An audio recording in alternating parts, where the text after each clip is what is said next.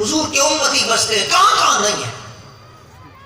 دنیا کے جس جس کونے کے اندر اذانیں ہو رہی ہیں، نمازیں ہو رہی ہیں، خطبے ہو رہے ہیں، تقاریر ہو رہے ہیں، وہاں اللہ کے نام کے ساتھ اللہ کے محبوب کا نام بھی لیا جا رہا ہے. لیکن اللہ فرماتا ہے ہم نے تو اپنے محبوب کا ذکر اس سے بھی زیادہ بلند کیا. وہ کس طرح؟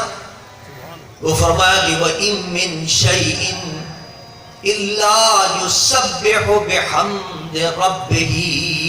سبحان اللہ.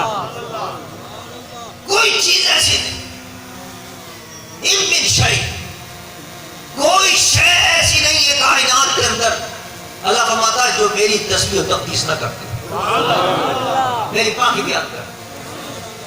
شے کے اندر سب آ گئے، پہاڑ بھی آ گئے، پہاڑ کے پتھر بھی آ گئے، صحرا بھی آ گئے، صحرا کے ذرے بھی آ گئے، جنگل بھی آ گئے، جنگل کے درخت آ گئے، درختوں کی ٹہنیاں آ گئیں، اس کے پتے آ گئے، شگوفے آ گئے، پھول آ گئے. ساری کائنات کے اندر شے کا لفظ جس پر ہوتا ہے ہر چیز اللہ کی تسبیح کرتی ہے. اب اس آیت کے ساتھ اس حدیث مبارک کو جوڑی جس میں اللہ فرماتا ہے اذا ذکرت معی. اللہ نے فرمایا معبود جہاں اور جب میرا ذکر ہوگا وہاں تیرا بھی ذکر ہوگا.